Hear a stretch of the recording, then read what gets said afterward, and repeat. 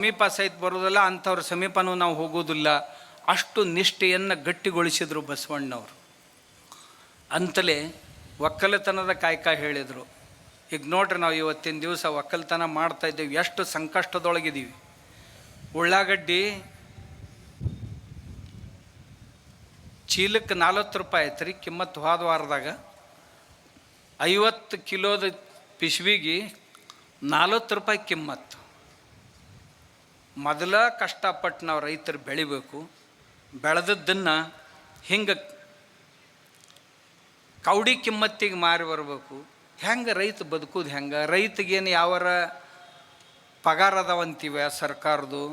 ಏನು ಕೊಟ್ಟಾರ ಸರ್ಕಾರದವರು? ಕೊಟ್ಟಾರ ಒಂದು ಜರ ವರ್ಷಕ್ಕೆ 6,000, ಒಂದು 6,000, 12,000 ರೂಪಾಯಿ. ತಿಂಗಳಿಗೆ 1,000 ತಂಬಾಕಕ್ಕಾರ ಸಾಲ್ತವನ ಹೋಗು. ಹೆಚ್ಚಿಗೆ ಕೊಡ್ಬೇಕಾರೆ ಇಂದಿಲ್ಲ ನಾಳೆ ಕೊಟ್ಟಾರ ಮುಂದೆ ಯಾರಿಗೆ ಅನ್ನಿಸ್ತೈತೆ ಅವ್ರಿಗೆ? ರೈತಿಗೆ ಏನೈತ್ರಿ? ನಾವು ಏನು ನೌಕರಿ ಮಾಡೋರು ಅದೀವಲ್ಲ, ರಜಾದ ಮ್ಯಾಗ ಹೋದರೂ ಸಹಿತ ರಜಾದ ದಿವಸ ಪಗಾರ ಸಿಗ್ತೈತಿ. ರೈತ ರಜಾದ ಮ್ಯಾಗ ಹೋದ್ರೆ ಏನು ಸಿಗ್ತೈತಿ? ಏನೂ ಇಲ್ಲ. ರೈತನ ಕೇಳೋರ ಯಾರೂ ಇಲ್ಲ. ಸೀಮೆಯೊಳಗೆ ಯುದ್ಧ ನಡೆದಿದ್ದರೂ ಸಹಿತ, ನಾನು ಪಂಜಾಬ್ಗೆ ಹೋಗಿದ್ದೆ, ಯುದ್ಧ ನಡೆದಿತ್ತು. ಹೊಲ್ದಾಗ ಕೆಲಸ ಮಾಡಕತ್ತಿದ್ದ ರೈತ ಮಗ್ಗಲು ಹಂಗೆ ಬಂದು ಗುಂಡು ಬೀಳ್ತಿದ್ದು, ಅಂಥದ್ರಾಗ ಕೆಲಸ ಮಾಡ್ತಿದ್ದ. ಕೋವಿಡ್ದೊಳಗೆ ಎಲ್ಲರೂ ದೊಡ್ಡ ದೊಡ್ಡ ಮಂದಿ ಎಲ್ಲ ಮನೆ ಸೇರಿದ್ರು. ಇಡೀ ಊರು ಮಂದಿನೇ ಮನೆ ಸೇರಿ, ಶಹರದವರೆಲ್ಲ ಬಂದು ಊರು ಸೇರಿದರು, ಊರಾನವ್ರು ಮನೆ ಸೇರಿದರು. ರೈತ ಹೊಲ್ದಾಗಿದ್ದ. ಅವ ದುಡಿತಿದ್ದ, ಅವ ದುಡ್ದ, ಕಾಳು ಬೆಳೆದ ಅಂತ ಎಲ್ಲರೂ ತಿಂದರು. ಇರಲಿಲ್ಲ ಅಂದ್ರೆ ಕೋವಿಡ್ ತಿನ್ಬೇಕಾಕೈತೆ, ಮತ್ತೇನೂ ತಿನ್ನಕ್ಕೆ ಸಿಗ್ತಿದ್ದಿಲ್ಲ.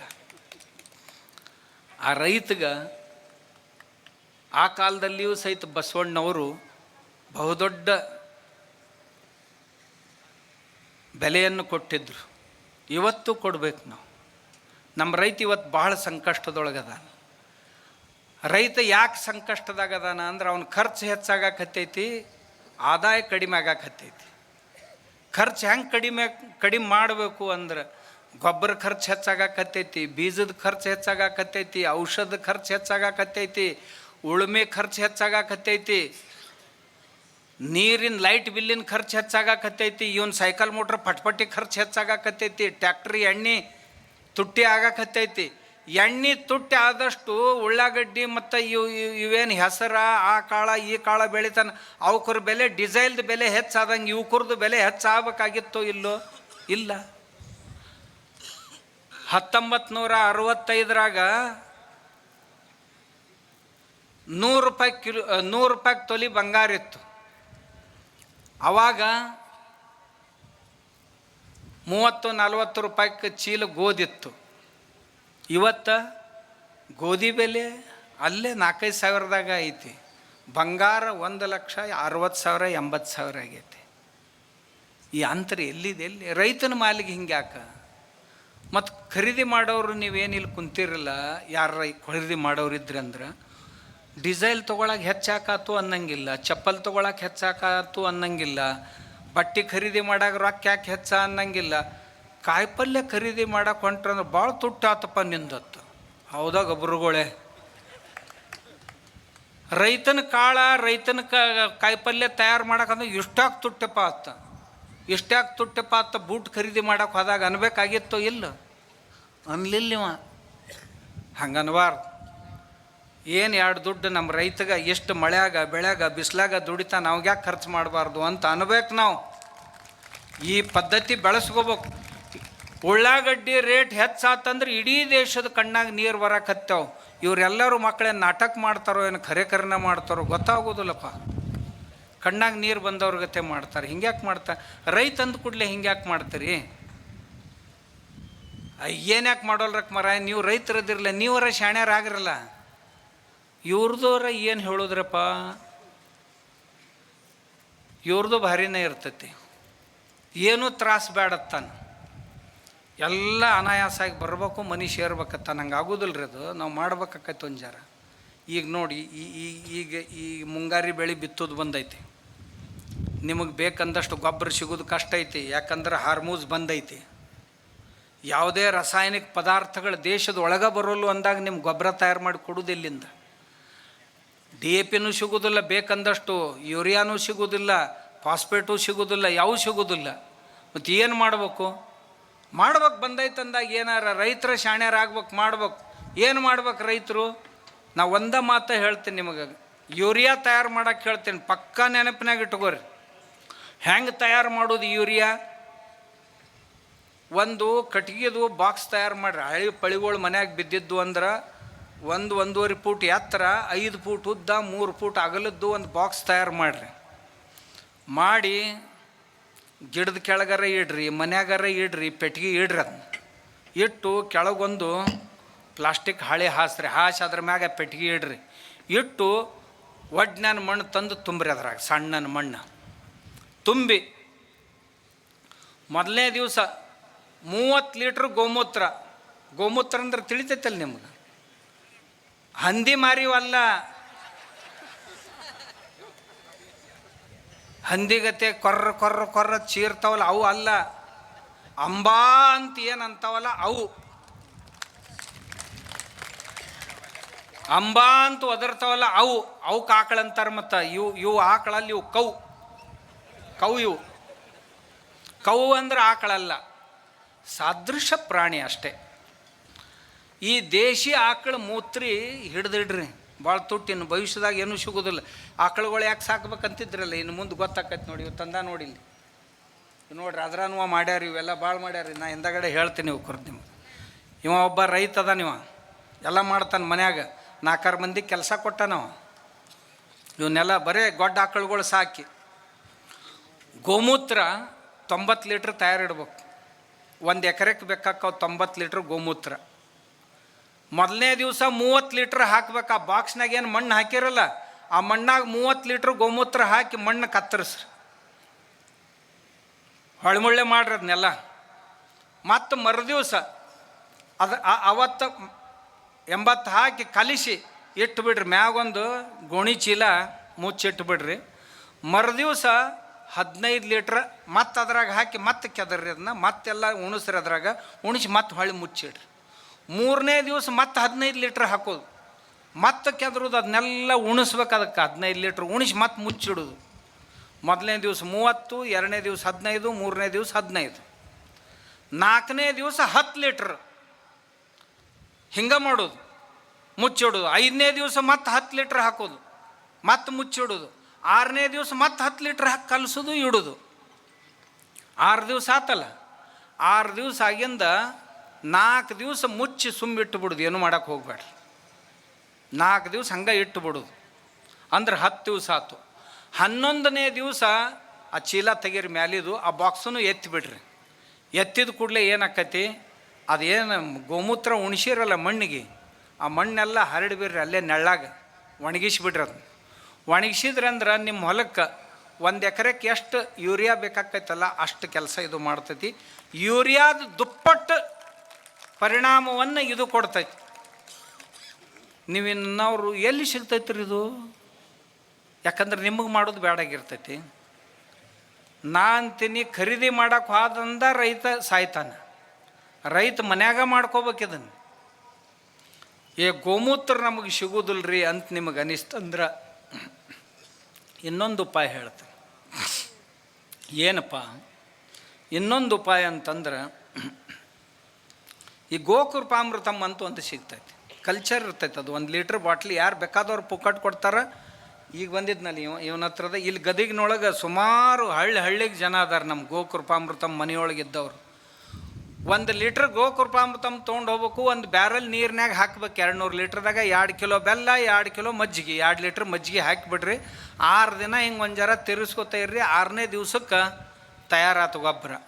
ಅವಾಗ ನಾ ಆಗಲೇ ಹೇಳಿದ್ನಲ್ಲ, ಅದೇ ಬಾಕ್ಸ್ನೊಳಗೆ ಗೋಮೂತ್ರದ ಬದಲಿಗೆ ಈ ಗೋಕೃಪಾಮೃತಮ್ಮ ಉಣಿಸ್ಬಿಡ್ರಿ. ಆ ನೀರಿಗೆ ಉಣಿಸಿ 11 ದಿವಸ ಆದ ನಂತರ ತೆಗೆದು ಆ ಮಣ್ಣು ಒಣಗಿಸ್ರಿ, ನೆಳ್ಳಾಗ ಒಣಗಿಸಿ ಅದನ್ನು ಹೊಲಕ್ಕೆ ಹಾಕ್ರಿ. ಹಾಕಿದ್ರಿ ಅಂದ್ರೆ NPK, ನೈಟ್ರೋಜನ್ನು, ಫಾಸ್ಫರಸ್ಸು, ಪೊಟ್ಯಾಶು, ಇವು 3 ಎಷ್ಟು ಮಣ್ಣಿಗೆ ಅವಶ್ಯಕತೆ ಐತೆ ಅಷ್ಟೆಲ್ಲ ಪೂರೈಕೆ ಆಕತ್ತೆ. ಬರೀ ಏನೂ ರೊಕ್ಕಿಲ್ದ, ಬರೀ 2 ಲೀಟ್ರ್ ಮಜ್ಜಿಗೆ, 2 ಕಿಲೋ ಬೆಲ್ಲ, ಇಷ್ಟ ನಿಮ್ಮದು. ಉಳ್ದದ್ದೆಲ್ಲ ಪುಕ್ಕಟೆ. ಇಷ್ಟು ಪುಕ್ಕಟೆ ಒಳಗೆ ನಿಮಗೆ ಯಾರು DAP ಕೊಡೋರು ಅದಾರ, ಯಾರು ನಿಮಗೆ ಯೂರಿಯಾ ಕೊಡೋರು ಅದಾರ. ನಿಮ್ಗಿದು ಆಗಲಿಲ್ಲ ಅಂದ್ರೆ ಇನ್ನೊಂದು ಸುಲಭ ಉಪಾಯ ಐತೆ, ಮತ್ತೆ ಹೇಳ್ತೇನೆ. ಈಗ ನಿಮ್ಮ ಹೊಲಕ್ಕೆ DAP ಹಾಕೋದಿತ್ತಂತಂದ್ರೆ DAP ಹಾಕಕ್ಕೆ ಹೋಗ್ಬೇಡ್ರಿ. ಹೊಲದಾಗ ಅಲ್ಲೆಲ್ಲೆಲ್ಲೆ ನಡುವ ಸೂರ್ಯಪಾನದು ಬೀಜ ಒಗೀರಿ. ಒಂದು ಜರ ಯಾವರ ಕಾಳಿನೂ ಜೋಳದ ದಂಟಿನ ಬೀಜ ಒಗೀರಿ, ಜೋಳದ ಬೀಜ ಒಗೀರಿ. ಹಕ್ಕಿಗಳಿಗೆ ಯಾವ ಪ್ರಿಯ ಅದಾವಲ್ಲ ಅಂಥ ಬೆಳೆ ಅಲ್ಲೊಂದು ಹಾಕ್ರಿ. ಆ ಹಕ್ಕಿಗಳೆಲ್ಲ ಆ ಕಾಳು ತಿನ್ನಕ್ಕೆ ಬರ್ಬೇಕು. ಹಿಂಗೆ ಓಡಾಡು ಹೊತ್ನ್ಯಾಗ ಅದ್ರ ಹಿಕ್ಕಿ ಹೊಲದಾಗ ಬೀಳ್ಬೇಕು. ಅಷ್ಟ್ರ ಮ್ಯಾಗ ನಿಮ್ಮ ಹೊಲಕ್ಕೆ DAP ಸಿಗ್ತೈತೆ. ಇದಕ್ಕಿಂತ ಹೆಚ್ಚಿಗೆ DAP ಬೇಕಾಗೋದಿಲ್ಲ. 1 ಕ್ವಿಂಟಲ್ DAP ಮತ್ತು 1 ತೊಲಿ ಅಂದ್ರೆ 10 ಗ್ರಾಮ್ ಹಕ್ಕಿಗಳ ಹಿಕ್ಕಿ, ಇವೆರಡೂ ಈಕ್ವಲ್. ಅಷ್ಟು ಸಾಮರ್ಥ್ಯ ಅದರೊಳಗೆ ಇರ್ತೈತಿ. ಎಷ್ಟು ಸುಲಭ ಐತ್ರಿ. ಇನ್ನು ಪೊಟ್ಯಾಷ ಬೇಕಾಗಿತ್ತು ಅಂತಂದ್ರೆ ಪೊಟ್ಯಾಷ್ ಭಾಳ ಸುಲಭ ಐತಿ. ಬಾಳೆ ದಿಂಬಿದ್ದು ಅಂದ್ರೆ ಕಟ್ ಮಾಡೋದಾ, ಮಾಡಿ ತುಣುಕು ಮಾಡಿ ಒಂದು ಬ್ಯಾರಲ್ ನೀರಾಗ ಒಗೆದು ಬಿಡ್ರಿ. ಒಗೆದು ಒಂದು 15-20 ದಿವಸ ಬಿಡ್ರಿ. ಹಿಂದಾಗಡೆ ಅವ್ದು ಬಾಳೆ ತುಂಡು ತೆಗೆದು ಒಗಿರಿ. ಆ ನೀರು ಇರ್ತೈತಲ್ಲ, ಆ ನೀರು ನಾಗಳೆ ಹೇಳಿದ್ನಲ್ಲ, ಹಂಗೆ ಮಣ್ಣಾಗ ಕಲಿಸಿ ಮಣ್ಣು ಹೊಲ್ದಾಗ ಒಗೆದು ಬಿಡ್ರಿ. ಪೊಟ್ಯಾಷ್ ಪುಕ್ಕಟ, ಏನೂ ಒಂದು ದುಡ್ಡು ರೊಕ್ಕಿಲ್ಲ, ಪುಕ್ಕಟೆ ಬರ್ತೈತಿ. ಇಷ್ಟ ಅಲ್ರಿ. ನಿಮ್ಮ ಊರಾಗ ಪತ್ರಿ ಗಿಡ ಅಂತಿರ್ತಾವೆ. ಪತ್ರಿ ಗಿಡದಾನು ಪತ್ರಿಕಾಯಿ ತೊಗೋರಿ, ಒಡಿರಿ. ಅವನ್ನ ಒಡೆದು ಒಣಗಿದವರ ಇರೋಲ್ಲಕ್ಕ ಬೇಡ, ಹಸಿವರ ಇರೋಲ್ಲಕ್ಕ ಒಡಿರಿ, ತುಣುಕು ಮಾಡಿರಿ. ಎಷ್ಟು ಪತ್ರಿಕಾಯಿ ಇರ್ತಾವೆ ಅಷ್ಟ ಬೆಲ್ಲ. ಇದೊಂದು ಕಿಲೋ ಇತ್ತಂದ್ರೆ 1 ಕಿಲೋ ಬೆಲ್ಲ.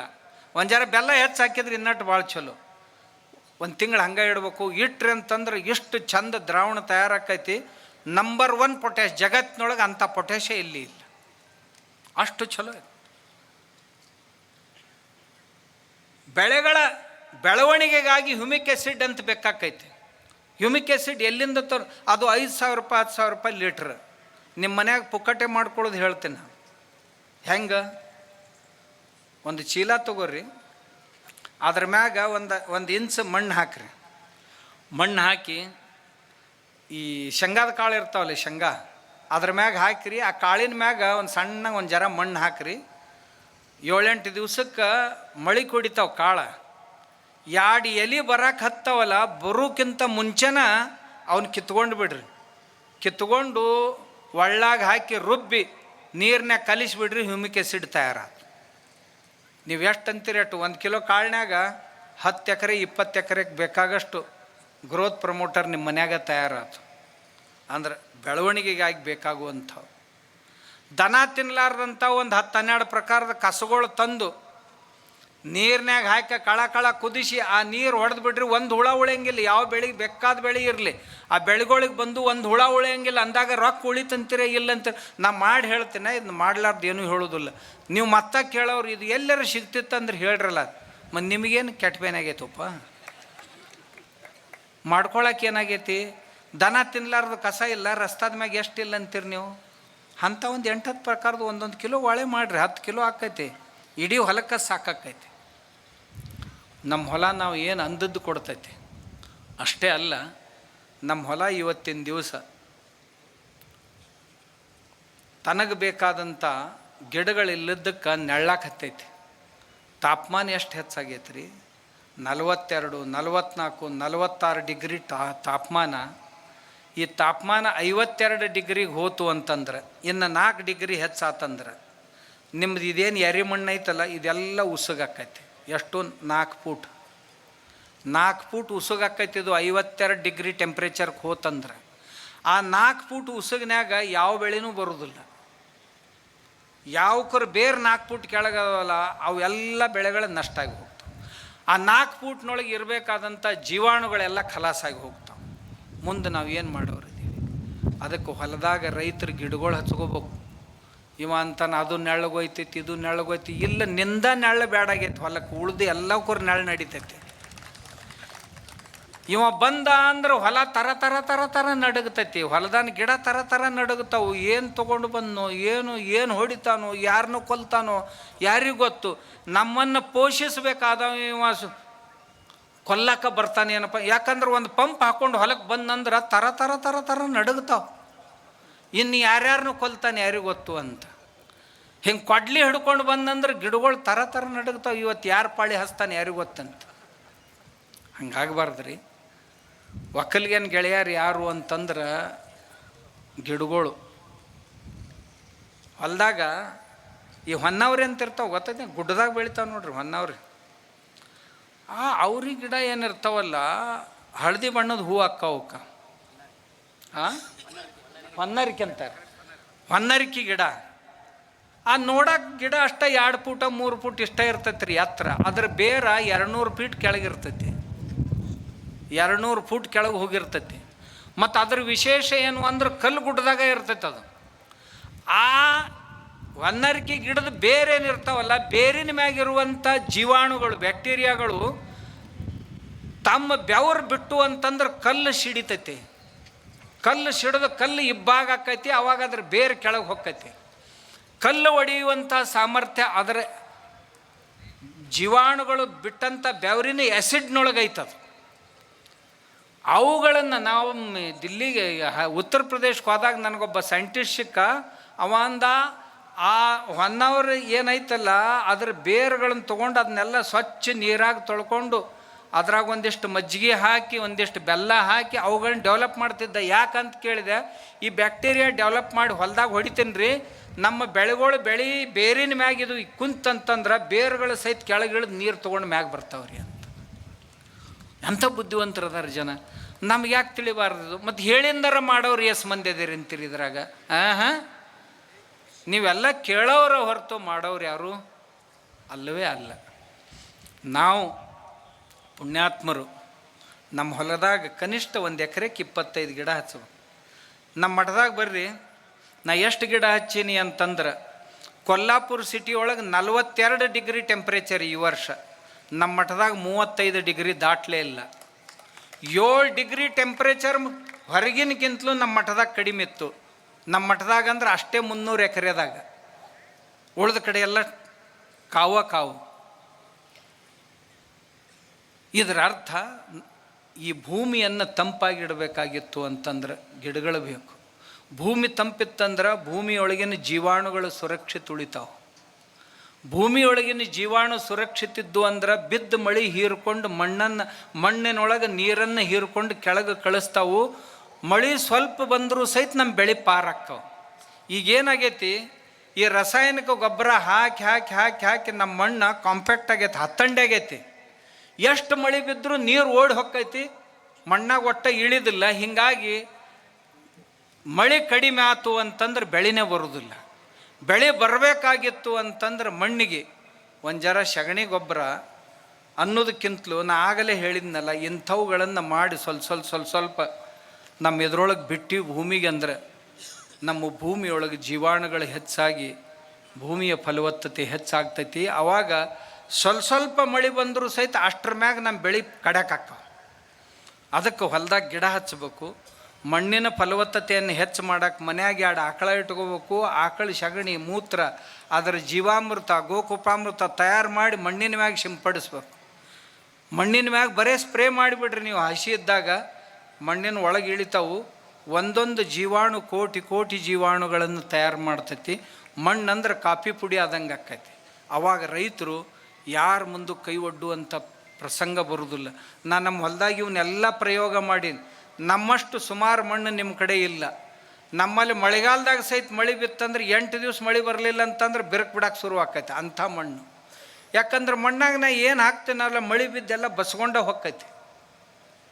ಆದರೂ ನಮ್ಮ ಹೊಲದೊಳಗೆ ಮಣ್ಣಿನೊಳಗೆ 2% ಸಾಯಿಲ್ ಕಾರ್ಬನ್ ಐತಿ, ಸಾವಯವ ಇಂಗಾಲ.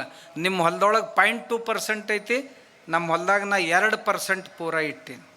ಇಷ್ಟೆಲ್ಲ ಮಾಡಿದ್ರೆ ನಿಮಗೂ ಆಕೈತಿ ನಮಗೂ ಆಕೈತಿ ಅಂತ. ಇದ್ರ ಸಲುವಾಗಿ ಆಕಳುಗಳ್ನ ಒಂದು ಜರ ಸಾಕಬೇಕು. ಅದ್ರ ಮೊಸರು ಮಜ್ಜಿಗೆ ಹೈನ ಪೈನ ಒಂದು ಜರ ಮಕ್ಕಳಿಗೆ ಉಣ್ಣಾಕೆ ಹಾಕ್ಬೇಕ್ರಿ. ಅಂದ್ರೆ ದವಾಖಾನೆ ಖರ್ಚು ಕಡಿಮೆ ಆಕೈತಿ. ಈಗ ನಾವು ಮಾಡಿದ್ದೆಲ್ಲ ದವಾಖಾನೆಗೆ ಭಾಳ ಹೊಕ್ಕಿರ್ತೈತಿ, ಔಷಧಕ್ಕೆ ಭಾಳ ಹೊಕ್ಕೈತಿ. ಇದನ್ನು ಉಳ್ಸಾಕಾಕೈತಿ ಅಂತ ಬಸವಣ್ಣವರು ಸಹಿತ ಆ ಕಾಲದೊಳಗೆ ಇವನ್ನೆಲ್ಲ ನಮಗೆ ತಿಳಿಸಿ ಹೇಳಿದ್ರು. ನಾವು ಇವತ್ತಿನ ದಿವಸನೂ ಸಹಿತ ಆ ಶರಣರ ಸಂದೇಶಗಳನ್ನು ನಾವು ಯಾಕೆ ಬಸವಾದಿ ಶರಣರ ಹಿಂದೂ ಮಹಾಸಭೆ ಅಂತ ಇಟ್ಟಿವಿ ಅಂದ್ರೆ ಬಸವಾದಿ ಶರಣರೆಲ್ಲರೂ ಗ್ರಾಮೀಣರಾಗಿದ್ದರು. ಗ್ರಾಮೀಣರ ಎಲ್ಲ ಕಾಯಕಗಳನ್ನೂ ಸಹಿತ ಅವ್ರು ಮಾಡ್ತಾಯಿದ್ರು. ಆ ಎಲ್ಲರನ್ನು ಕೂಡಿಸುವಂಥ ಕೆಲಸವನ್ನು ಬಸವಣ್ಣ ಮಾಡಿದ್ದ. ನಾವೂ ಸಹಿತ ಅದನ್ನೇ ಮಾಡಬೇಕು. ನಾವು ಕೃತಜ್ಞರಾಗಬಾರ್ದು. ಬಸವಣ್ಣ ಕೂಡಿಸಿದಂಥ ಈ ಸಮಾಜವನ್ನು ಒಡಿಬಾರ್ದು. ಭಾಳ ಮಂದಿ ಏನು ಮಾಡಕತ್ತೀವಿ, ನಾವು ಲಿಂಗಾಯತರು